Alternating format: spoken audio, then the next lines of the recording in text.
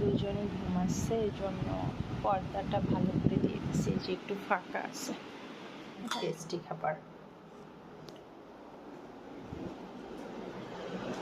যদি এই কাপের পিরিচটা দিলে সে ক্যারি করতে পারবে না, তো আমি চিন্তা করলাম যে ওর জন্য একটা পানি। আসসালামু আলাইকুম, সবাই কেমন আছেন? আলহামদুলিল্লাহ আমি ভালো আছি, আপনারা নিশ্চয় অনেক ভালো আছেন। এনারা দুজনেই ঘুমাচ্ছে, এই জন্য পর্দাটা ভালো করে দিয়ে দিচ্ছি যে একটু ফাঁকা আছে। এটা ভালো করে না দিলে আলো আসলে ঘুমে ব্যাঘাত ঘটবে,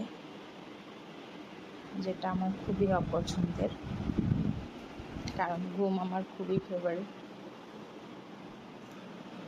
আমার সারাক্ষণ বাসায় এরকম দরজা জানালা বন্ধ করে রাখতে ইচ্ছা করে, কারণ এরকম যদি থাকে তাহলে ঘুম ঘুম একটা ভাব আসে, বেশ ভালোই লাগে। এখনও আমি কিছু খাইনি, তো খাবো। কী খাবো বুঝতেছি না। সকালবেলা সবাই ঘুম থেকে উঠে একটু চা নাস্তা করে, কিন্তু আমার মনে হয় যে না, আমার রুটিও ভালো লাগে না, ভাত খেতেই ভালো লাগে। এখন ভাত খাবো, ডিমটা পোস্ট করে নিচ্ছি। সকালবেলা উঠে সবাই চা নাস্তা খায়, বেশিরভাগ মানুষই, তবে সেটা সকালবেলা উঠে। চা নাস্তা খাওয়ার সকালে আমি উঠি না, আমি যখন উঠি তখন ভাত খাওয়ার সময় হয়ে যায়।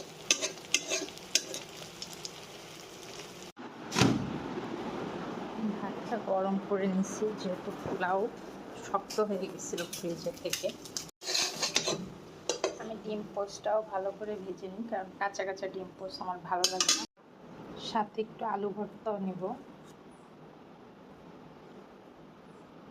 ব্যাস আর কি চাই। এটা অনেক টেস্টি খাবার।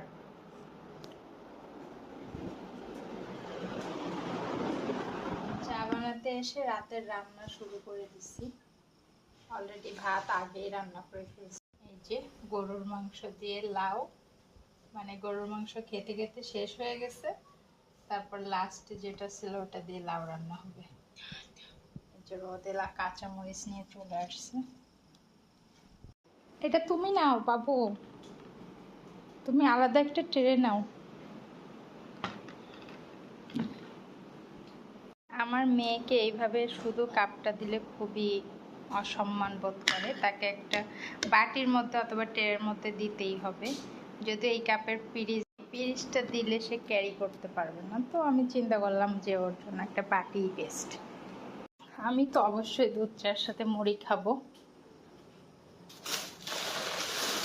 কারণ এটা আমার অনেক ভালো লাগে।